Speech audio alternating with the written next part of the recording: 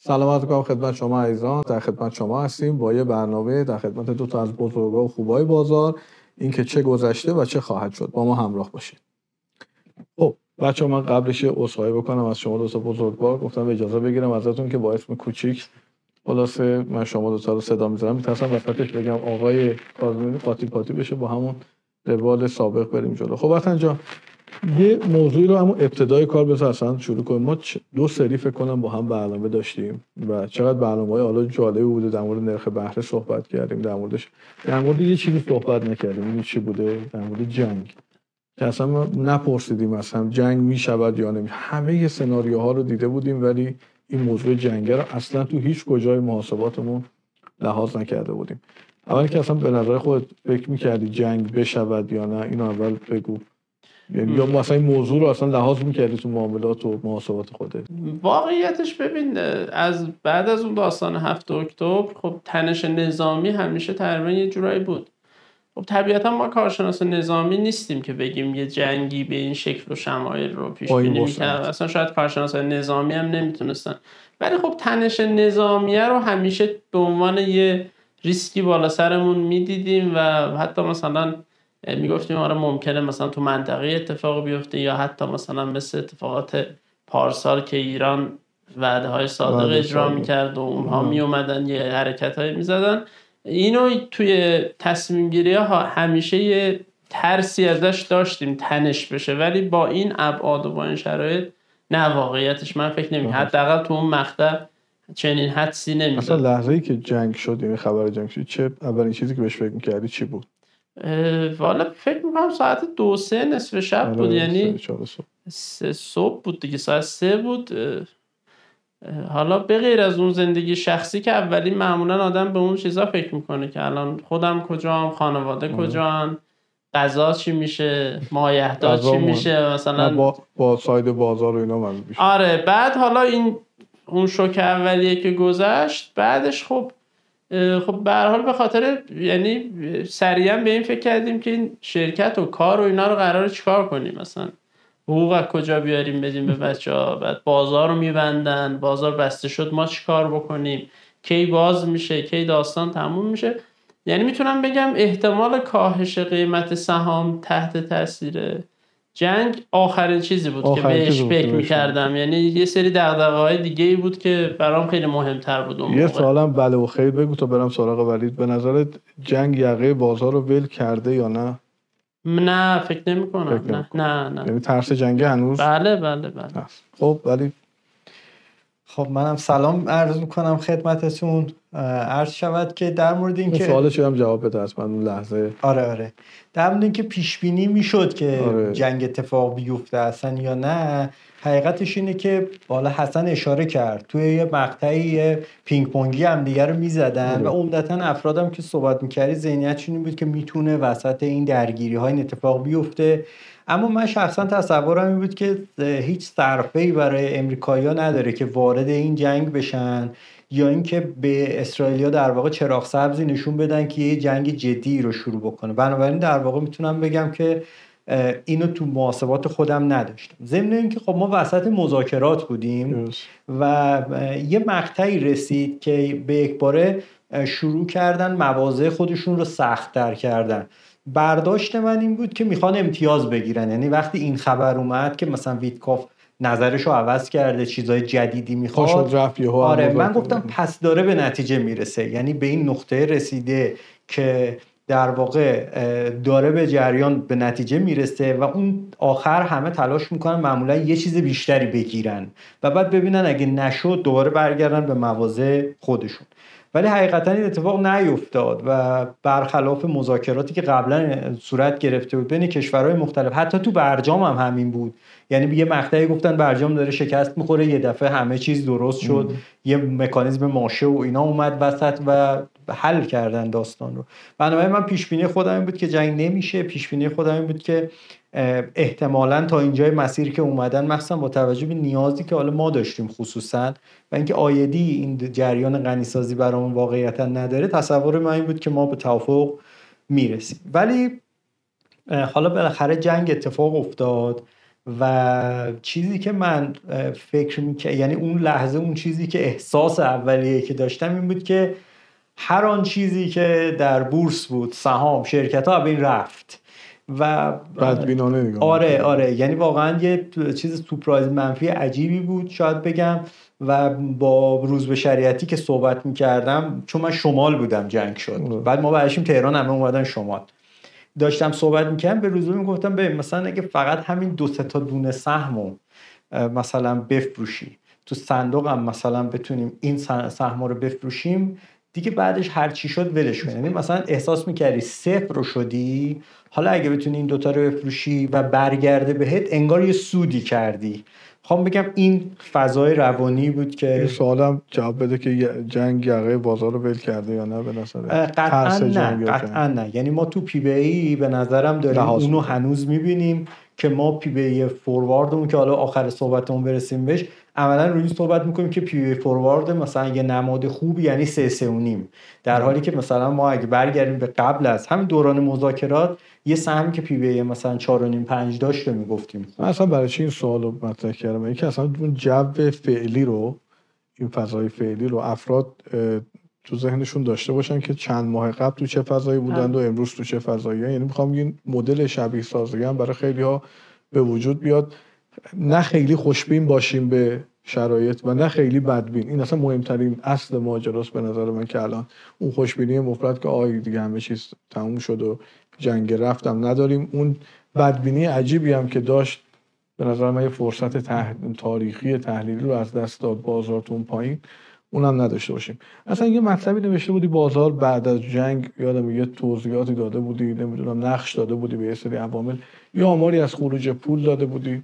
اینو به نظرت الان یه نتیجه گیری هم کرده بود اما صندوق‌های تثبیت توسعه، امروز هم که بازار این شکلی، الان حرف در مورد این ماجرا، نقش این صندوق‌ها زیاده. در مورد این حالا نظرتو میتونی یه ذره بیشتر باز کنی؟ اگه اجازه بدید من یه سابقه ای از سال 99 تا الان بگم. ما از سال 99 و تقریبا از شهریور و مهر 99 به بعد که اگه یادتون باشه، اگه اشتباه نکنم معاون اول رئیس جمهور همچین مقامی بود، اسمش هم یادم نیست، آقای واعظ یا یه همچین چیزی، واعظی فکر کنم معاون بود که اومد تو تلویزیون صحبت میکرد، گفت که 1,600,000 حمایت بازاره و مثلا معروف شد به حمایت واعظی که بعداً شد مقاومت واعظی.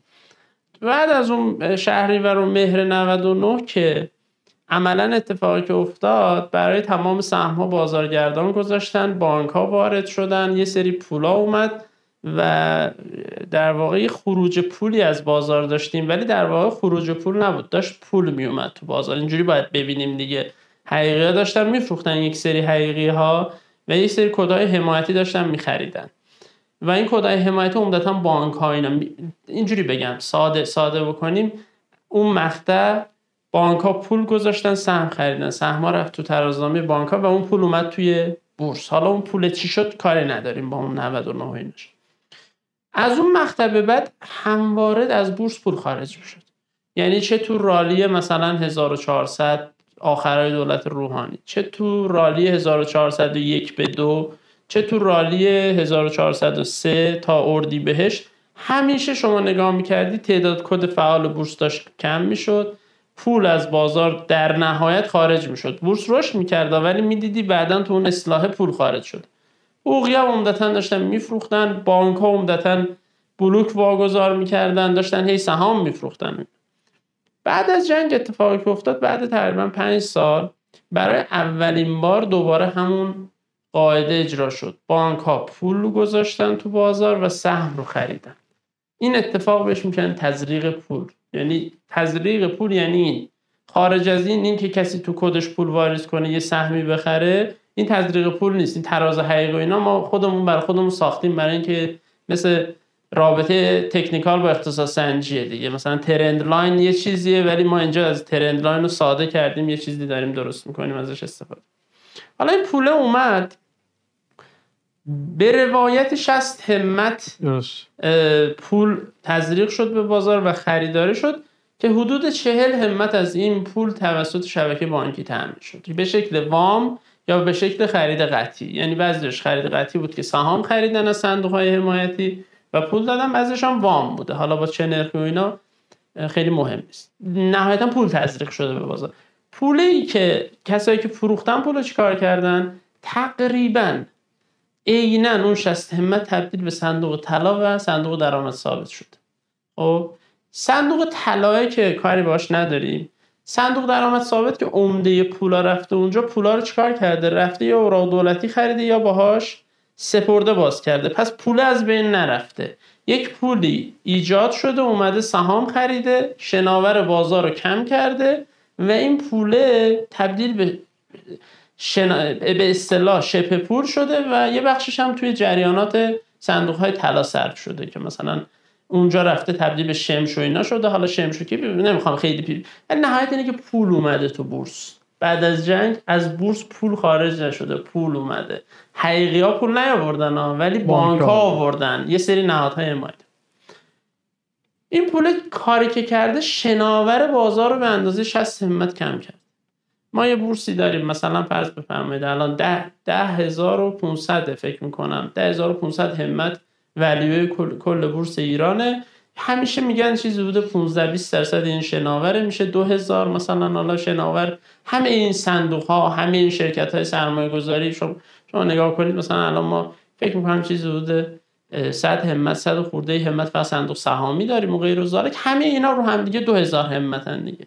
از این 2,000 همت در واقعیتش همه شناور نیست. شناور این 2,000 همت ما اگه بخوایم مثلا ارزش معاملاتی نگاه بکنیم شاید چیزی بوده مثلا 400 همت 500 همت یا 600 همت. 10% شناور توی مقطع کوچیک درادان شد، یعنی پول کشیده بیرون، خوش کرده بازار. پس اصلا مختصات بورس بعد جنگ عوض شد. شما با بورسی طرف نیستید که 300,000 نفر آدم توش سهام دارن، دنبال نقطه خروجن، بالاخره این دارایی رو بندازن درن، انداختن در رفتن. سر همین اصلا شیوه حرکتی بازار بعد از جنگ و اون کفی که مرداد و شهریور، حالا فکر میکنم اوایل شهریور خورد و بعدش بازار اینجوری شتابان اومد و همه محیر مونده بودن، به خاطر اینکه اونایی که از قدیم تو بورس بودن مثلا 40-50 هزار نفر، اینا که عمدتاً یا نقد بودن یا طلا بودن یا بخشی حالا تو سهم مونده بود. شرکت های سرمایه گذاری هولدینگ و اینا اونجوری نبودن که مثلا خیلی فول سهم باشن و بازار وقتی اومد بالا کی پول داشت؟ کی سهم داشت؟ اونی که حمایت کرده بود. پس به نوعی میشه گفت سطح قیمتی رالی اخیر رو همون نهادهای در واقع حمایتی بازار میتونستن تعیین کنن که شیوه عمل هم اینجوری بود که اونا دوست نداشتن بازار اصلاح بده. یعنی از 2,400-500 حساب کنید تا 3,260 که فکر کنم تاج شد همین هفته اخیر، صندوق های حمایتی یا نهادهای حمایتی یا وزارت اقتصاد خلاصه کنیم دوست نداره بازار وایسه. یعنی همینه فکر می‌کنم. من فکر می‌کنم آره، یعنی دلیلی نمی‌بینم دلشون بخواد بورس نره بالا. وزیر اقتصادم خیلی صریح گفت دیگه ما دوست داریم بورس محل پسنداز مردم باشه، پس پول نره توی ماشین، نره توی طلا. چیزی اصلا الان تو صحبت داره میگه تو این رالیه بچهای بازارم خیلی نبودن. منظورت اینه یعنی پول من فکر می‌کنم آره، حتی بچهای سنتی بازار که مثلا چون ببین یه شب خوابیدی مثلا 130% پورتفولیو سهام بوده، صندوق اهرمی هم داشتی، بعد چشتو باز کردی 30% پایینتر کل پورتفولیو میتونستی نقد کنی، یعنی 130% ضرب در 70% یهو مثلا 60% پول بنده خدا رفته. یعنی تو همون 1-2 هفته بعد از جنگ تا نقد بکنه 60% پولش رفت. خب اون آدم نمیتونه به این راحتی دوباره ریسک آره، حالا میبینه بازار داره میره بالا ولی یا ایگنور میکنه یا یه چیز داریم تورش رفتاری بهش میگن پشیمان گریزی. اون پشیمان گریزی اجازه نمیده تو مثلا تو رالی فول سهم بشی یا مثلا هی میخری هی میفروشی هی مثلا سعی میکنی این کارا رو بکنی. یادت چتا و اون چیز صحبتای خودمون میافتم این موضوع.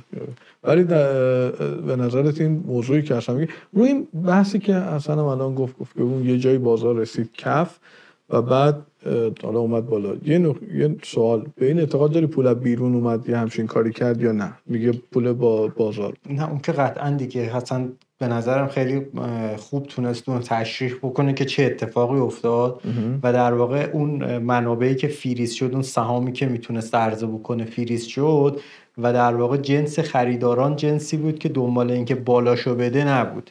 بنابراین بازار تونست یه نفسی بکشه بیاد بالا. حالا این وسط را یه سری خبرهای مثبتی هم به صورت اومدن، حالا یا برنامه ریزی شده یا برنامه ریزی نشده، تونستن رالی رو بیشتر از اون چیزی که شاید انتظار میرفت در واقع ادامه ببخشن. قطعا هم که توی این حرکت موافقم که صندوق توسعه و تثبیت و اینها نقش مهمی داشتن. یعنی در کل یه مشکلی که ما از همون 99 به این طرف داشتیم این بود که شما اگر که ارزش معاملات مثلا روزانه 10 همت داشته باشید فرض کنیم و هیچ ورود پول جدیدی اتفاق نیفته، با توجه به کارمزد معاملات 1.5 1.3 هم چیزیه، عملا روزی 1.3 ضرب در ارزش معاملات رو از دست میدید تو بازار. پس ما یه خروج پول دائمی از بازار داریم و فلسفه این که یه مقطعی اومدن صندوقای درآمد ثابت رو گفتن که 15% بیاد سهام بخرید، در واقع چنین چیزی بود. چون ما عملا همیشه خروج پول ذاتی از بورس داریم و جای این رو باید یک چیزی بگیره. بنابراین این صندوق‌های درآمد ثابت چون ذاتاً ماهانه مثلا 2% رشد AUM دارن، پس میتونن یه بخشی از درآمدهاشون رو همواره در بورس نگه دارن و ضمن این که چون اینها در واقع مثلا اگه فرض کنیم 10% AUM صندوق‌های درآمد ثابت باشه، این سالی 30% رشد میکنه، پس میتونه هر ماه یه پول جدیدی بیاره که 10% رو حفظ بکنه. این اون فلسفه اولیه‌ای بوده که اجبار کردن صندوق‌های درآمد ثابت رو بیان بخشی سهام بخرن، چون یه خروج پول دائمی باعث تضعیف بازار میشه. اما کم کم که صندوق تثبیت و توسعه جایگاه پیدا کردن، بخشی از کارمزد معاملات در حال حاضر هر روز میره به حساب صندوق در واقع توسعه بازار. بنابراین اون اتفاق که در واقع یونیت هولدرش کارگزارها هستن مثل یک سرمایه گذار، خب اینم یه صندوق توسعه چیز پیچیده‌ایه به نظر من. یعنی این علتش هم اینه که یونیت هولدراش کارگزارایی هستن که دارن یه بخشی از درآمدشون رو روزانه میدن، 30% درآمدشون رو تقریبا، بعد منتظر بازدهی هن. یعنی دنبال اینن که شما روی این سود روی این پول بری سود بسازی، یا این نبریش چون پول اونهاست. و این کنار حالا این صندوق وظیفه ذاتیش اینه که بازار رو به تعادل برسونه. بنابراین مدیریت این صندوق به طور کلی چیز خیلی پیچیده‌ای هست، خیلی پیچیده‌تر از چون یونیت هولدرهای تو و رسالت تو در تضاد با هم هستن. الان بازار رو در اختیار گرفته، ولی در بازار رو در اختیار گرفته و دائما بزرگتر میشه و این به نظرم جای اون صندوقای درآمد ثابت رو تونست پر بکنه. یعنی و اینکه یه دونه صندوق به جای همه صندوقاست باعث شده که در اون نقطه‌ای که یک بحران ایجاد میشه خوب عمل کنه. مثلا سال گذشته که ما توی صندوقای عرض کنم اهرمی دچار مشکل جدی بودیم، خب صندوق توسعه تثبیت اومدن، بله یه منابعی آوردن، اوراق دادن و تونستن این کار رو انجام بدن. بنابراین نقش این که بحران رو حل بکنن، نقش این که بازار رو در محدوده منطقی بتونن نگه دارن از دید خودشون بسیار جدیه و بسیار تاثیرگذار. یه چیزی حالا در مورد صندوق تثبیت توسعه و رفتارش و اینکه چه عواملی رو چه این رفتارش باعث چه اتفاقات شده اگه وقت شد صحبت می‌کنیم. حالا ما اومدیم اینجا این جنگو پشت سر گذاشتیم، رالی اتفاق افتاد، 3,260,000 سقف رو زدیم. خب الان رسیدیم به این نقطه فعلی. از اینجا بعد یه ذره بیشتر می‌خوام صحبت کنیم. الان دقیقاً بازار شده چند دسته که میگن آقا ما اون توان لازم، همین چیزایی که تو میگی، نرخ بهره، نمیدونم جنگ، ما توان لازم از این محدوده رو برای گذاشتنش نداریم مگر اینکه اتفاق عجیب بیفته. خیلی هم میگن نه آقا همین دیگه الان حسن گفتی دولت میخواد بازار حرکت کنه و میره بالا. به نظرت از اینجا به بعد چه اتفاقی داریم؟ اینو من حالا تو ذهن خودم نظرات خودم حالا هر روز می‌نویسم، گفتم زد و خورد داریم، سرعت رشدمون کم میشود، ولی خب رد میشیم از این موقع، از این قله و با کیفیت قبلم نمیریم. ممکنه یه سری صنایع بیشتر برن، یه سری صنایع کمتر. حالا میخوام دیدگاه شما دو تا بزرگوارم تو این موضوع. اول حسن. من حقیقتش تو این سالهای اخیر حالا اخیراً 5-6 سال شد خودش دیگه، اخیراً به حساب نمیاد.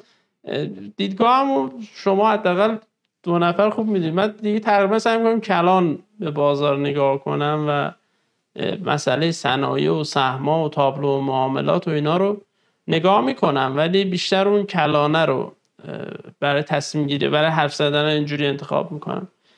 ما تقریبا به نتیجه رسیدیم که بورس ایران از نظر مقداری رشد نمیکنه. یعنی یه سری شرکت داریم، این شرکت ها یک سری کالاها و خدماتی رو تولید میکنن یا ارائه میکنن و حجم کالاها و میزان خدمات ارائه شده زیاد نمیشه. حالا چه بسا به خاطر قطعی گاز و برق و اینجور داستانا کم هم میشه.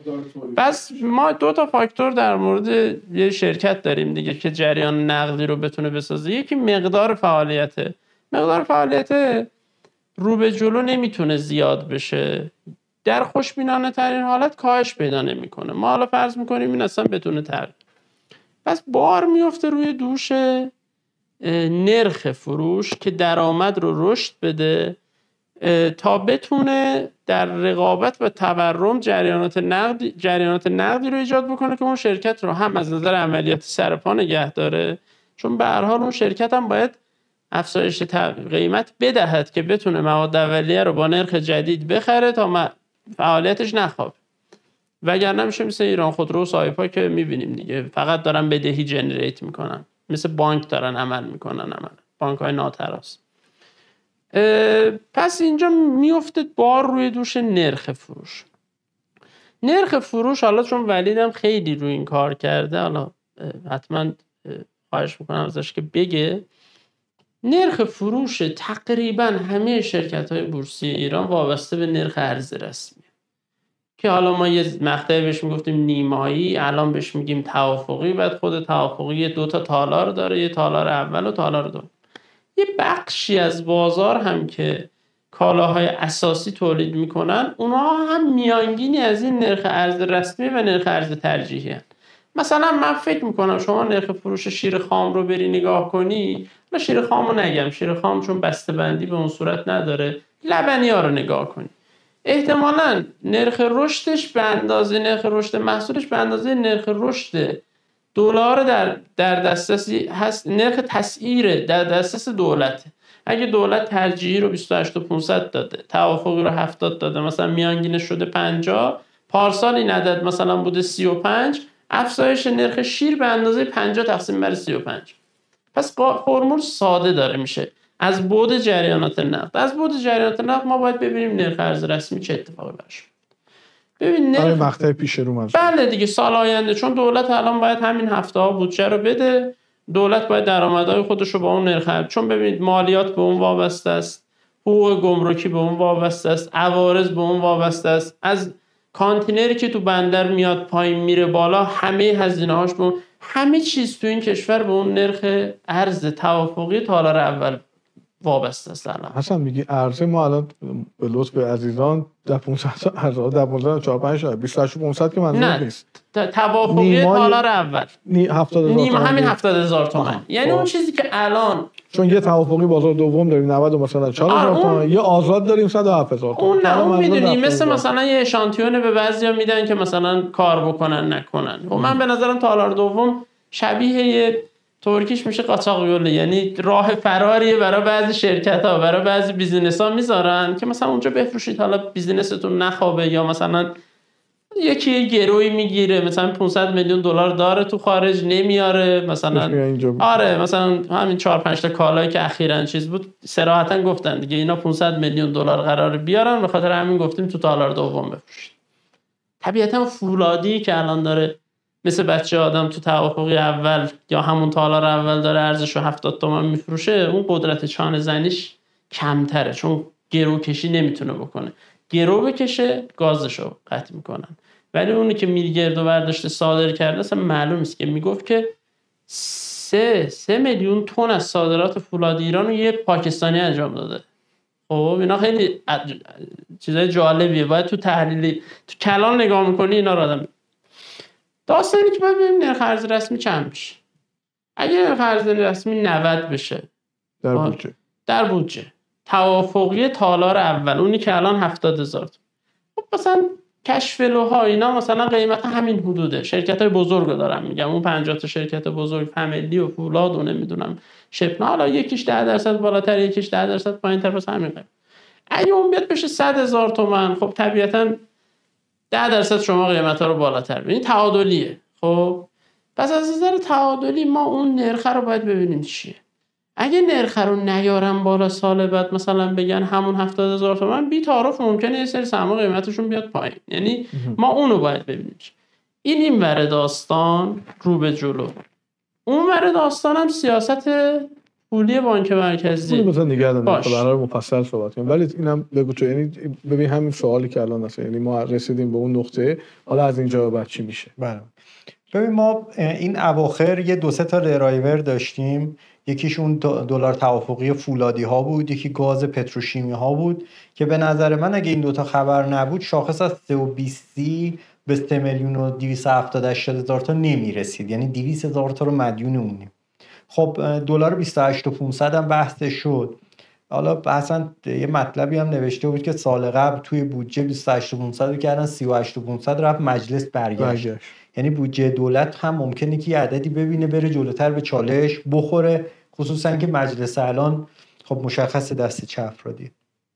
مسئله که هست اینه که از اینجا به بعد به نظرم ما به طور کلی اگه بخوایم نگاه بکنیم، اون مسائل کلان که نرخ بهره و اینها بهش میرسیم که هست، حتما این بسیار مهمه که اون دلاره چه اتفاقی براش بیفته، سیاست دولت چی باشه. به هر حال واقعیت اینه که الان ریسکای سیستماتیک که همیشه بوده، ریسکای غیر سیستماتیک در تک به تک صنایع هم باید خیلی بهشون دقت کرد. مثلا شما وقتی نگاه میکنید میبینید پتروشیمی زاگرس چند سال قبل 3 میلیون تن تولید میکرده، الان 1,600,000 تا تولید میکنه. یا پتروشیمی شیراز مثلا تولیدش افتاده شبتیت یه مقدار کمتر. فولاد خوزستان 4 میلیون تن ظرفیت داره، 2 میلیون خورده ای تولید میکنه. یعنی حسن اشاره کرد که گفتش که تولید که نمیره بالا، پس فقط نرخ میمونه. الان من میگم حتی تولید داره میاد پایین و من نگرانم که 28,500 که حذف میکنن، این پیشبینی خودشون هم هستا که تقاضا میفته. یعنی پیشبینی خودشون این هستش که در سال 1405 در سال 1405 یه سری صنایع کمتر تولید میکنن چون نمیتونن تولید کنن، یه سری صنایع کمتر تولید میکنن چون تقاضا براش نیست. و من قبلا هم گفتم ایران در حال حاضر به هر دلیلی کار ندارم بهش، مثل یه خانواده‌ای میمونه که سطح درآمدش داره کم میشه ولی اعضای خانواده هنوز میخوان مثل قبل لاکچری زندگی کنن. این نمیشه. یعنی یا خانواده باید درآمدشو بیاره بالا یا اعضای خانواده باید بپذیرن که این ما کم کم مثلا اینکه برق قطعه، آب قطعه، نمیدونم گاز قطعه، همه اینا رو کم کم داریم میبینیم و باهاش زندگی میکنیم. یعنی اعضای خانواده دارن کم کم با اون شرایط خودشون رو وفق میدن. بنابراین ما باید در جزئی ترین مسائل به نظرم نگاه بکنیم که یک صنعت چه حالی داره. بنابراین در چند سال اخیر ما میبینیم بعضی از صنایع قیمت یعنی بازده دلاری دادن، مارکتشون بالا رفته، همه نمادهای صنعت. در طرف مقابل میبینیم بعضی صنعت‌ها به خاک و خون کشیده شدن.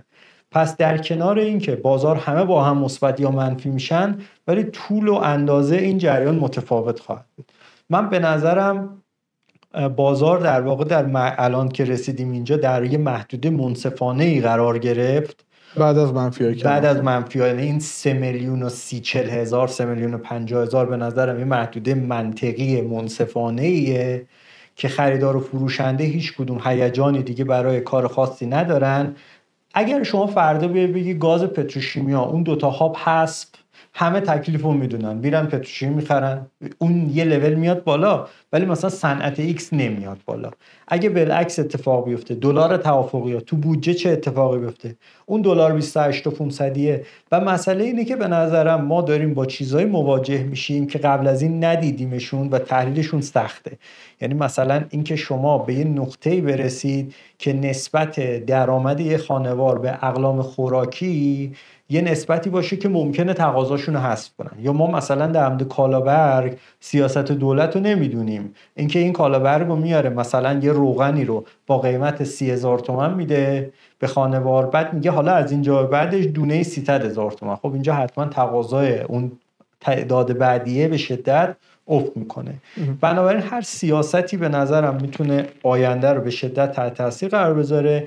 با حسن موافقم که باید حتما کلان نگاه کرد، هم در کل بازارها هم در صنایع. در کل بازارها هم یه نکته‌ای که هست اینه که هیچ وقت، من مثلا سال 93-4 یادمه، 93 بود فکر کنم، 94 بود یادم، حالا ما داشتیم میرفتیم یه مثلا همایشی شهرستان، من اصلا برام مهم نبود دلار چنده، بازده دلاریم چند بوده، شاخص چقدر رفته بالا، من چقدر گرفتم. من چادر ملو داشتم، بانک فلان داشتم، میدونستم اینا خوبن، پی بی ایشون خوبه، سودم تقسیم میکنم، پس من اینا رو دارم. اینکه یه سهم پروژه میشه، اینکه دلار چی میشه، بازده دلاریم چی بوده، بازده شاخص چی بوده، اصلا برام مهم نبود. چرا؟ چون داشتم سود میکردم. الان ولی اصلا اینجوری نیست. بنابراین هر بازاری از اون نقطه منصفانه خودش بره بالاتر، آنچنان ارزش میکنن که شما اینکه دولت پشت بازاره، فلانی پشت بازاره، پولهای فلانی اومده، اصلا مثل یه سیلی میاد و این سد و میشکنه و میبره. بنابراین آره، یعنی ما باید به یه شکل چجوری بگم، به یه شکل مثلا بدبین باشیم، به شکل یه حالتی که منفی نگاه بکنیم. اگه این با این نگاه یه چیز خوب پیدا کردیم، مثلا تو اون سرمایه گذاری بکنیم. یعنی جمع‌بندی این صحبتی که الان با هم کردیم این که اصلا خیلی هم میگم اون مقطعی که کف بازار شناسایی شده رفت بالا، چون رسیده بودیم به اون نقطه ارزندگی، اون پوله اصلا خیلی پوله، اصلا میگفتیم پوله انقدر ریخته بود، اون پوله خیلی پول بزرگی هم نبود اومد بازار خرید برد بالا. جمع‌بندی اون میشه این که مثلا فرض کنیم حالا داستان‌های سیاسی که سر جاشه، ما بودجه رو باید، این صحبت شما رو تصور کنیم که بودجه و نرخ ارز و اون اتفاقاتی که میفته رو باید خیلی بهش توجه کنیم. بحث نرخ بهره رو اینجا میخوام بگم. الان با یکی داشتم یه تشبیه جالبی گفت نرخ بهره برای من مثل پادشاه بازار هاست. گفتم هیچ ادبیات جالبه، یعنی میگفت این حکمرانی میکنه که کدوم بازار با چه شرایطی با چه فرمی بره بالا. اصلا ما از اون موقع که با هم میشه، یادت اولین چیز گفتیم آقا توی داشتی یه چیزی میگفتی که گفتی این نرخ بهره رو بردن بالا که از این بعد هر کسی میخواد در تزای دانشگاهش بگه آقا نرخ بهره تورم رو کم میکنه، میگه آقا این اتفاق نمیفته. ما الان مواجه شدیم با یه جریانی به نام نرخ بهره، تورم رو کنترل نکرده، الان هم رسیده به این نقطه‌ای که حالا متاسفانه یا هر چی بگیم نزدیک 40% رو داره نشون میده. اولا چشم اندازت روی این نرخ بهره رو برای ما بگو و اثرش در بازار، و اینکه با وجود این نرخ بهره به نظر تو، خیلی ها میگن مقایسه میکنن جریان پولای بزرگ تو بازار، پولای بزرگ میان سمت بازار سرمایه‌ای. من یه نکته قبل از این بگم، چون هم ولید رو خیلی سعی کرد تاکید بکنه با کلمه منصفانه، هم من خیلی سعی کردم با کلمه تعادلی ارزندگی. ببین ما الان بازده مورد انتظارمون از بورس مثلا چقدره، یا بازده مورد انتظار یه نفر کلن از دارایی به اندازه مثلا ریسک فری پلاس صرف ریسک دیگه، مثلا فرض کنیم 50%. ما وقتی میگیم منصفانه یا تعادلی میگیم یعنی تو اگر این قیمت بخری در یک سال آینده به احتمال بالا این بازدهت کاور میشه. شاید خیلی هم بگن نه شما معتقد بورس گرونه، میگیم نه، منصفانه است. یعنی شما داری مثلا فرض کنید اگه یه سهم داریم قیمتش 3 میلیون تومنه، اینو اگه 3 میلیون بخری سال دیگه باید قیمتش و جمع بازده نقدی و کپیتال گینش باید بشه 3 میلیون و 50% چقدر میشه؟ 1.5 داره. 1.5 بیاد 4.5 میلیون باید باشه شاخص تا اینو کاور. اصلا بذارید بگم ما بحث‌های روزانه خودمون دقیقاً هم میگه پی بی در میاد مثلا 5 گیر میکنیم 5 خوبه یا بده الان، یعنی میخوام این نکته رو بگم دیگه. میگم یعنی این ارزندگی یا منصفانه بودن تعریفش اینه، میگه آقا من این سطح بخرم، آیا میتوانم انتظار داشته باشم حداقل سهمایی که انتخاب کردم 50-60% بازده توی یه سال آینده بدن و در طول این مسیر هیچ موقع 20% تو زیان نرم؟ اینه داستان. چون وقتی ما اینا رو صحبت میکنیم، خب بعضی از دوستان خیلی ساده به مسائل نگاه میکنم. من دیدم فلانی اومد نوشت بازار پره. نه، پر یه چیز گرون، یه چیز منصفانه، یه چیز تعادلی، یه چیز به قیمت. اینا هر کدوم حالا بازاریش یه مفهوم، مالیش هم یه مفهوم.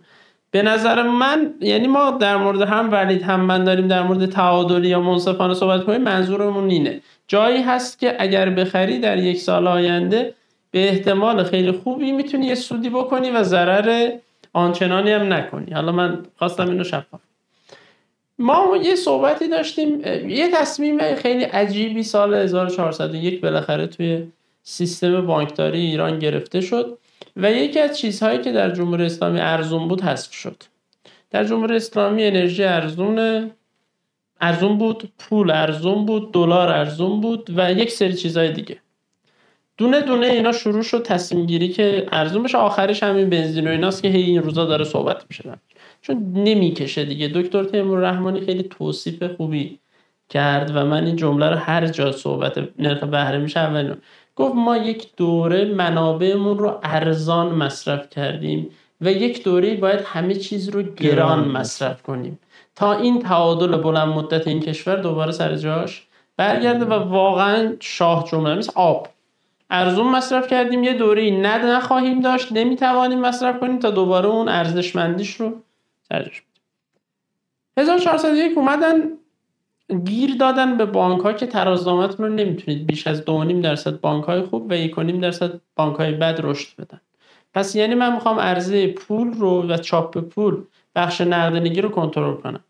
پای پولی رو اومدن قبلتر از سال 99 یه قانونی گذاشتن که دولت نمیتونه مستقیم دیگه برداشت کنه اوراق و فلان و یه سری کارا کردن، این دوتا رو سعی کردن کنترل کنن. پس میخواد نقدینگی رو کنترل کنه. نقدینگی شد اولین اولویت اقتصادی نظام. من اینو میگم، نقدینگی شد اولین، یعنی همین امروز تنها اولین چیزی که چک میکنن رشد نقدینگی، بعد نرخ دلار رو چک میکنن، بعد قیمت گوشت رو چک میکنن. این از همه چی مهمتر. یعنی به نظر نظام رشد نقدینگی نباید از یه حدی بالاتر بره. حالا اومدن سال 1401 اواخر 1401 1402 داستان گواهی‌های 30% خاص و اینا رو راه انداختن، رسمیت دادن به نرخ بهره بالا. نرخ بهره وقتی تورم میره بالا میره بالا، یعنی شما نمیتونی جلوی نرخ بهره رو در مقابل تورم بگیری. تورم خود نرخ بهره رو با خودش میکشه میاره بالا. رسمیت دادن. هی اومدیم جلوتر، هی انگار اون چی بهش میگن، اون سیب ممنوعه هایی که داشتن گاز میزدن هی تعدادش چیز میشد. آخرین سیب ممنوعه‌ای که مونده نرخ جریمه اضافه برداشت بانک هاست که از اول قانون بانکداری خصوصی ایران 34% بوده. یعنی زمانی که نرخ بهره 18% بوده این 34% بوده. الانی که نرخ بهره 40% به صورت رسمی و رو تابلو و اینا، حالا ما دیگه کاری نداریم، بازم هنوز 34%. به نظر من اگر رشد نقدینگی بره بالا، یعنی تورم انتظاری بره بالا، رشد نقدینگی بره بالا و اینجوری بشه که آره نیاز یه مقدار دیگه سفت‌تر بکنیم، اینم میبرم بالا. نرخ جریمه اضافه برداشت بانک ها رو میبرم بالا. یعنی اینو میبرن سمت تورم. یه صحبتی هم شده که نمیدونم میانگین تورم 2 سال اخیر 3 سال اخیر یه همچین چیزی. به همین خاطر اصلا روی کرده کاهش تورمی تقریبا دیگه، کاهش نرخ بهره دیگه تقریبا معنی نداره. نرخ بهره زمانی کاهش پیدا خواهد کرد که ریسک سیاسی این کشور کم بشود، تورم انتظاری این کشور کم بشود، سلطه مالی دولت و این 30-40% کسری بودجه سالانه که از طریق استقراض تامین میکنه این کم بشود و دیگه ما بعد اصلا ممکنه فردا روز بانک مرکزی بیاد یه ماه بخواد نرخ بهره رو بیاره پایین، موقت. آره یعنی دیگه باید تا این شروط برطرف نشده. تارگت ذهنی داری نسبت به نرخ؟ من فکر میکنم مثلا اگر مثلا بانک مرکزی شل بگیره 37-8، اگر سفت بگیره و بخواد جلوی رشد نقدینگی رو بگیره، ممکنه نرخ سود اوراق دولتی تا حدود 40 خورده‌ای هم تا عید بره بالا. بله. ولی یه چیزی خیلی هم معتقدن که دلیل افزایش نرخ بهره غیر رسمی، حالا بانک مرکزی میگه من بیشتر از 30% که من نگفتم که اون باقیشون مال اینه که دولت کسری بودجه داره، کسری بودجه میزنه خودشو در اوراق دولتی، افزایش اوراق، رقابت، نرخ میشه 40%، 37% همیشه که الان هستن. و الان هم اینجوری استدلال میکنن که اگر دولت شروع کنه اصلاحات اقتصادی انجام بده، یعنی بنزین و تغییر بده، نرخ ارز رو بیاد درست کنه، این کسری بودجه کاهش پیدا میکنه، چاپ اوراق کاهش پیدا، نرخ بهره میاد پایین‌تر. حالا اساسا هم میپرسم نظر روی این موضوع امکان پذیر هست یا نه؟ در مورد نرخ بهره هم کلا اگر چیزی داری بگو رو اثرش رو باشه. کاملا اینو موافقم. عرض کنم نکته‌ای که وجود داره اینه که ما خب در دولت آقای رئیسی دیدیم که اومدن عملاً کاری که انجام دادن این بود که دلار رو جلوی افزایشش رو گرفتن برای مقطع طولانی نسبتاً. تو حالا دوره جدید طولانی، 1.5 سال میشه طولانی. ولی ما دیدیم که تورم رو 37% بود، در حالی که مثلا دلار اون توافقی نیمایی هم ثابت نگه داشته بودن. سوال اینه که خب چرا ما در شرایطی که دلار افزایش پیدا نمیکنه باز تورم رو داریم در حد 30 خورده درصد؟ شاید بعضیا باز اشاره بکنن به نرخ بهره و این جریانات و بگن که نرخ بهره رو باید آورد پایین کرد 5%، 6%. مسئله‌ای که وجود داره اینی که ما یک کسری بودجه بزرگی در دولت داریم. ما توی ترکیه هم الان میبینیم که تورم بالاست. دولت ترکیه تصمیم گرفته که از جیب مردم، یعنی کسری بودجه میشه اون جیب مردم دیگه، از جیب مردم صنایع نظامی خودش رو انقدر قوی بکنه که به قدرت یک منطقه که بوده این رو حالا بگیم که تثبیت بکنه که از محل این بعداً درآمد اقتصادی هم داشته باشه. بنابراین شما وقتی نگاه می‌کنید می‌بینید کشوری که تولیداتش اوکیه، مشکل خاصی در هیچ بخشی نداره، تحریم نیست، با خود آمریکا و اینا مشکل نداره، چرا پس این اتفاق براش میفته؟ چرا تورمش همواره بالاست؟ چون یه کسری بودجه‌ای رو دولت داره که خودخواسته میگه من اگر که تو صنایع دفاعی خودم، نظامی خودم اینو خرج نکنم اقتصادم از دست میره، پس تورم بالا رو تحمل میکنم برای چند سال تا به اون جایگاه برسم. یعنی اردوغان اولین نفری بود که من شنیدم گفتش که ترکیه باید در نظم نوین جهانی یک جایگاه خاص داشته باشه. خب و اون موقعی که اینو گفت اصلا هیچ خبری در دنیا نبود و ما امروز میبینیم که اون نظم نوین جهانی چیه. ولی من نمیفهمم که دولت جمهوری اسلامی کسری بودجه رو واسه چه هدفی داره. یعنی مثلا اونو میفهمم و فکر میکنم مردمش هم میفهمن و سیاستش مشخصه. بله ما تا وقتی کسری بودجه داریم این شرایط هست و ما برای در واقع کسری بودجهمون انقدر بزرگ شده. یه زمان میگفتن اگه بنزین رو گرون کنید کسری بودجه کاور میشه، یه زمان میگفتن اوراق چاپ کنید کاور میشه. الان به همه روش هایی که به ذهن میرسه اگر استفاده بکنن 500 همت امسال همچنان کسری بودجه داریم. خب پس میخوام بگم به یه نقطه‌ای رسیده که دیگه قابل حل نیست. پس شما وقتی نمیتونی اونو حل کنی تورمت هست، وقتی تورمت بالاست پس نرخ بهره‌ت بالاست. سالی 5% داره نرخ بهره میره بالا، سالی 5 واحد درصد. یعنی کرونا که بود اومد تا 14 اینا. آقای همتی ما اعتراضمون بهش این بود که چرا 18 تا 22 و این عدد خیلی برای بورس بالاست. بعد شد 27 32 امسال رو 37 و الان اوراق هایی که وجود داره رو 38 به بالاست. بنابراین با توجه به 500 همت کف کسری بودجه اضافی در انتهای سال قطعا نرخ بهره به نظر من به 40 میرسه و ما اینجا یاد گرفتیم که از این ستون به اون ستون فرجه، ولی دیگه اینقدر منابع مملکت تموم شده که واقعا از این ستون به اون ستون دیگه فرج نیست. یعنی مملکت اینقدر منابع داشت که واقعا مثلا میگفتی این بحرانه میرسه، بعد میرسید میدیدی از این جیب به اون جیب حل شد قضیه. امروز دیگه به نقطه‌ای رسیده که میبینی گاز قطع میشه، برق قطع میشه. این کسری بودجه، این نرخ بهره، این نرخ تورم، همه اینا در هم تنیده است. یه ذره کالا رو 0 و 1 کنیم، مثلا فکر می‌کنی دولت با همه این چیزایی که داری میگی برای ما بورسیام همین، مثلا من اعتقاد دارم اگر ما اصلاحات اقتصادی نکنیم بورس هم بعدش رشد نمی‌کنه. چرا؟ چون همین نرخ بهره همینجوری میره بالا و بورس با یه ابزاری که فقط در اختیار داره مثل افزایش نرخ ارز نمیتونه به جنگ اون غول عجیب و غریب بره. فکر می‌کنید در نهایت دولت این اصلاحات اقتصادی شامل نرخ ارز، نرخ بنزین اینا رو انجام میدهد تو بودجه سال بعد یا نه؟ چشم انداز بخواد. من فکر میکنم ما حالا چون اون عددی که ولید گفت 1800 همت امسال برآورد میشه که کسی بودجه داشته 405 یا 404 که توی بودجه در واقع قانون بودجه 1200 تا دیده شد. 800 تاش از طریق اوراق، 450 تا از طریق برداشت از صندوق ذخیره صندوق توسعه ملی. آره اینجا دیده شده. حالا میگن که حالا به خاطر اینکه مالیات ها خوب کاور نشده و یه سری هزینه‌های دیگه و داستانای دیگه، این 1800 همت امسال خواهد بود. برآوردایی هم که مثلا ماها انجام میدیم به نوعی همین عددا رو نشون میده. من با چند نفر حالا خودمون، تیم خودمون و غیره، و به نظرم اگر یعنی الان هدف دولت این نیست اصلاحات اقتصادی انجام بده، هدفش اینه سال بعد این 1800 تا بیشتر نشه. یعنی الان تارگتی که تو سازمان برنامه و وزارت اقتصاد به نظر من هست، چیکار کنیم که سال بعد کسری بودجه از 1800 همت بیشتر نباشه. به نظر من چند تا راه، به قول ولید همه این کارا رو باید انجام بدن. ببین یه بخشش مربوط به بنزین و گازوئیل و ایناست، یه فکری باید بکنن. حالا مثلا 100 همت، 200 همت، 300 همت، یه عددی رو از اونجا بیان. یه بخشش مربوط به ارز ترجیحیه، حالا مثلا 12-13 میلیارد دلار مثل این که امسال قراره برای کالای اساسی داده بشه. آخرین آماری که ما داشتیم تقریبا نشون میداد که این عدد میشه، یعنی امسال جمعش به این عدد 9 همت تا الان بود، 9 میلیارد دلار.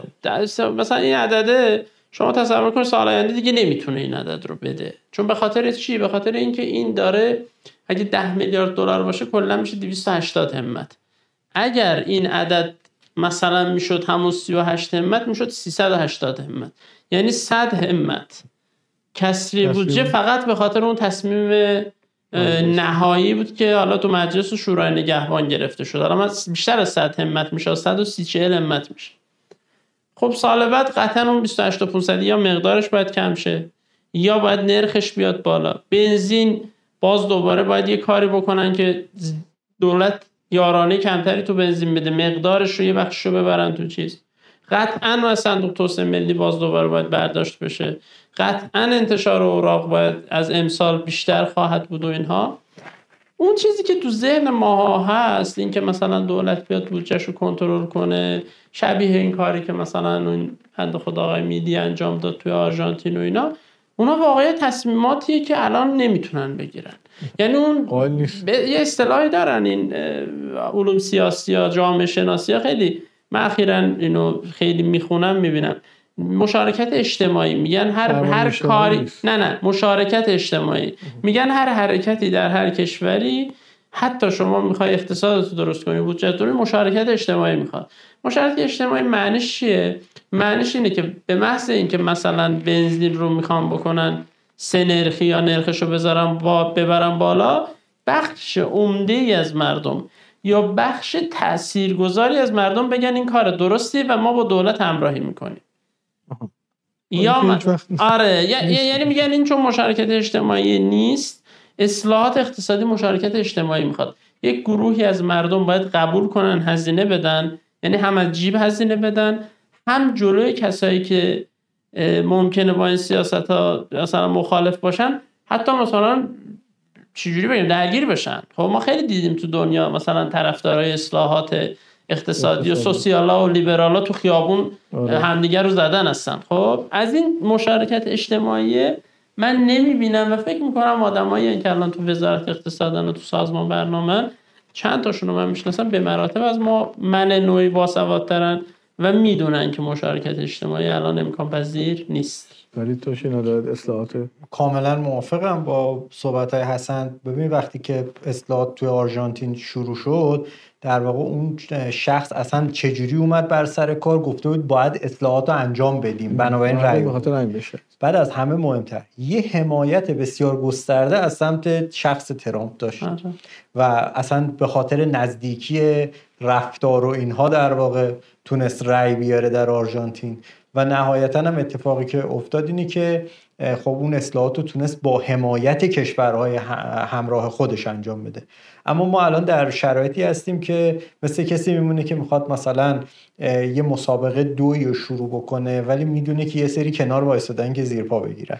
این شرایطیه که هست. شما اول حرکت ها رو که در واقع بزنید برای این جریان، به نظرم مشکلات زیادی به وجود. یه ذره بچه‌ها بریم جلوتر، سوالا رو من 0 و 1 کنم که بیشتر ازتون دیتا بگیرم و اونایی که دارن نگاه میکنن منتظرن از زبان شما حداقل یه سنسای معاملاتی بگیرن، دو تا قول بازار دارایی. به هر حال باید شما سنس‌های معاملاتی. یه نکته اول اصلا حالا من این بچه‌ها گاهی وقتا میخوام چیز کنم میگن صندوق جوانه، میگن جوانه حسن، یعنی نه آقا نه تو نگید اینا رو. به قول یارم چیزه بود اون پشت بنه داشت میگفت بچه رو کش. آقا نگید این چیزا نگید، من بچه و اینا نکشتم.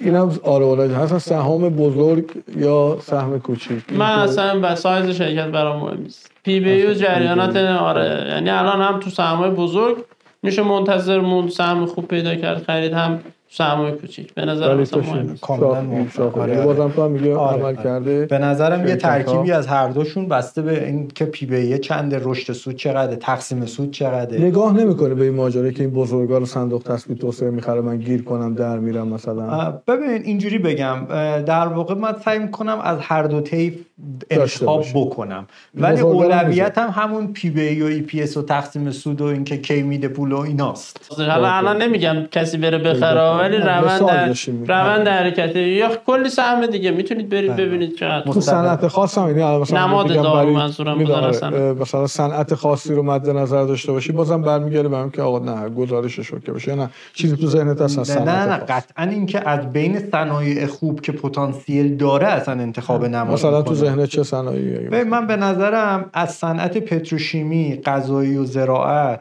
دارو حتما باید سهم انتخاب کرد. آره. و مثلا در صنایع اون جدول اکسلی هست که ماه به ماه نگاه می‌کنیم. من اینجوریه، اگه یه صنعتی تعداد نمادایی که انتخاب میکنم که بررسی کنم زیاده، میگم پس این صنعت باید وزنش زیاد باشه، چون هر کسی با نگاه بنیادی میاد یکی از اینا رو میخره، پس این صنعت تو واچه بازار میاد. بنابراین اون صنعتی که تعداد گزینه توش کمه رو عملاً میبرم سمت وزنش. من صنایع رو پتروشیمیا قطعاً یعنی هست توش مثلا فرصت سرمایه گذاری. زراعت موافقم با، ولی دارو نیروگاهی ممکنه صنعت جذابی باشه توی سالهای آتی یا ماههای آتی. یه سری سهم‌های کوچیک، حالا صادراتی کوچیک هم به خاطر این تالار دوم، کاشی، نمیدونم شیمیایی‌های کوچیک، لبنی‌ها، یه سریاشون اینا تک نمادن دیگه. بانک هم خوبن. بانک هم به نظر من باید کماکان خیلی از سوال میکنه آقا اهرمی‌ها. من میخوام روی جمله کوتاه نظرتون رو اهرمی‌ها بگی. آقا مثلا آقا اهرمی ما برای چی بریم این همه رو بریم این اهرمی می‌خریم؟ من هر موقع بازده مورد انتظارم از بورس در یک ماه 10 تا 20% باشه اهرمی می‌خرم. یعنی میگم الان بخرم تا آخر. آره هر موقع تو یه ماه. نه من اصلا مثلا چون یه ذره میان مدت تر داستان رو میخوام نگاه بکنم، من اصلا برام نمیصرفه با 30 و مثلا 7-8% تامین مالی کنم برم سهمی رو بخرم. به ما مشکل اون چیه؟ تورم از نرخ بهره بالاست. ما خود تورم نرخ بهره رو به زور داریم میگیریم. شما وقتی دلار توافقی ثابت، دلار آزاد رشد کمی داشته، دلار 28500 هست، تورم اقلام غذایی 55، اصلا گرفتن همین سخته واقعا. بنابراین این که من بخوام تامین مالی با چه نرخی کنم برای من جذابه. یعنی من فهم معاملات کوتاه مدت ماهانه مثلا که سریع احساس کنم بازار مثلا میگم یک ماه در نظر مثلا 2 هفته داشته باشی انفجاری بازار بره بالا، شما اون سود کوتاه مدت. دو تا سوال آخر، وزن دارایی‌ها چیزی که تو ذهنت به نظرت اوکیه بازدهی نرمال میده بین 3 تا دارایی بیشتر نمیده؟ ببین من درآمد ثابت رو فقط یه سنگری میبینم که بیای پول بذاری تا بازاری پیدا کنی و دوباره بری اونجا، چون تورم بالاتر از نرخ بهره است. این یه مسئله بعدی اینی که در واقع من چون نرخ بهره بالاست وقتی یه بازاری تارگت میزنه هر چی باشه میفروشنش، مثل دلاری که تا 118 رفت فروختنش، مثل صندوق طلاهایی که حباب منفی میفروختنش چون بازده خوب گرفته بودن در کوتاه مدت. من در حال حاضر اگه بخوام بگم مثلا 60-40، 60 سهام 40 اعتبارم نه 60-40 هم که صندوق طلا مثلا درآمد ثابت اینجوریه، سهم میفروشی، طلای میفروشی، میخوای ببینی خب حالا چی بخرم دوباره فکر کنم، میای اونجا ممکنه 2 هفته یه ماه هم اونجا بمونی تا دوباره گزینه. استدلال خیلی حالا اینه که میگن ما اگه فعال مالی هستیم یعنی اسم خودمون رو داشتیم حرفه‌ای‌های مالی و داریم تو این حوزه فعالیت می‌کنیم، مثلا اندازه قرار باشه اندازه نرخ بهره بگیریم که اصلا این بازار باید بریم بیرون، ولی گرفتنش هم واقعا هم گرفتنش دشواره. اصلا ما امروز که تو این استودیو داریم صحبت می‌کنیم به خاطر قیمت دارایی‌ها من وضع درآمد ثابت رو بالا نگه می‌دارم. یه مقدار بلند آخه قیمت تعیین می‌کنه دیگه. ممکنه مثلا قیمت طلا بیاد پایین، قیمت سهام بیاد پایین، اون موقع ارزنده بشه آدم از این درآمد ثابتش یعنی من اون دیدگاه هم یه ذره با ولید فرق می‌کنه. من سعی می‌کنم چون فکر می‌کنم کش ایز کینگ همیشه درآمد ثابت داشته باشم و از اون فرصتایی که مثل شاخص 2 400 500 یا مثل طلا تو اردیبهشت یادتونه 30% اومد پایین، از اینجور فرصت‌ها استفاده کنم. همیشه سعی می‌کنم درآمد ثابت داشته باشم. الان حدود مثلا 20% طلا، 45% سهام، بقیه هم درآمد ثابت. بله. بسیار مرسی بچه‌ها. سعی کردیم خود آخریه یه ذره سوالا رو سریعتر بپرسیم. نکته خاصی اگه چیزی تو ذهنت مونده اصلا برای کسایی که سوالی که من نپرسیده باشم دوست داشتم من بپرسم. والا نه چیز نکته خاصی نیست، یعنی الان چیزی به ذهنم نمیرسه. من خیلی دوست داشتم حالا بیننده‌هام اینو بدون در مورد صندوق تسویه توسعه عملکردش، کاراش، خرید و فروشاش تو بازار بیشتر صحبت کنیم، چون یه ساید بالاخره اون دوستان هستن که باید به هر حال دفاع کنن یا صحبت کنن. حالا این موضوع رو مطرح کردیم با دوستان که بیایم بشینیم در موردش صحبت کنیم، میذاریم برای اون موقع. حتما این موضوع خیلی ویژه چون منم روش نظر دارم، فعالای بازارم روی این موضوع خیلی حرف دارن. ولی شما چی تو این موضوع سوالی چیزی نکته؟ ببین آکن، چون ما تعداد کدایی که دارن معامله میکنن، ارزش معاملات، اینا سرانه ها رو خیلی دنبال میکنیم، چند سال الان دیگه حرفه‌ای شدیم تو قضیه. یه مسئله که وجود داره اصلا نباید تصور کنیم نمیدونم فلانی اومده زده زیر بازار، نمیدونم دولت فلان کارو داره میکنه که سهم بفروشه. اینا حرفاییه که ما رو به اشتباه میندازه و در معمولا باعث ضرر و زیان ما میشه. من به نظرم اینجوریه، ما بازده مورد انتظارمون مشخصه، پس مشخصه که پی بی فوروارد سال 1405 من باید چند باشه که من بخرم. اگه سیاستی غیر از این بریم جلو یه مسئله الا بختکی میشه. ما خودم میگم، من به مثل وقتی میگم که دولت پشت بازار، دولت یه کاری میکنه بازار نمیدونم، یعنی به اون امیدوار میشم و هی سهما رو هولد میکنم، مثل اینه که شما یه نفری که نابیناست میخواد مثلا عرض اتوبان تهران کرج رو رد بشه، بعد مثلا شما منتظری که بره اون دست برای شما یه آب معدنی بیاره. میدونی این اون چیزیه که مثلا شما اگه بگی که دولت تو بودجهش قراره یه کاری بکنه که دولت خودش نیازمند کمک از کل دنیاست، یعنی کل دنیا باید جمع بشن مردم کمک کنن که دولت سرپا بمونه، اصلا توقعی از دولت نداشته باشید. من یه نکته میتونم بگم الان به ذهنم رسید، چون هم خب ولید توی اقتصاد بیداره، خب سالهاست، منم خب اینور توی گندم. ما اینجا صحبت این شکلیمون توی مثلا اظهار نظر و اینا عمدتا شخصیه، یعنی حالا من میدونم خب اونور خب ولید اینا یه تیم تحلیل دارن، چند نفر مدیر پورتفوی دارن، اینورم خب ما همین حالتها. خیلی وقتا من میبینم مثلا دیروز یه بنده خدایی SMS داده بود، بهم فوش داده بود، خیلی مثلا چیز شده بود که چرا فلان نماد رو شما تیک منفی زدید و واقعا نمیدونستم که داریم. یعنی من مثلا تصورم این نبود که تو درصدیم، میدونستم سهم خوبه، من نمیدونم الان فوشه رو بابت چی میخورم، فقط نمادو بگو که کارشناس مربوطه رو پیدا کنم، حداقل فوش شما رو معتبر بکنم که بگم به خاطر کار تو من امروز نظرات که ما همین نظرات. آره یعنی این صحبت‌ها شخصیه و در واقع شرکتی فرض نشه. آره به پای نهاد مالی. ببخشید بچه‌ها خیلی اذیتتون کردم. خوشحال شدم. واقعا استفاده کردم. مرسی از اینکه ما همراه بودین. امیدواریم که از این برنامه استفاده لازم رو برده باشید. سلامت باشید.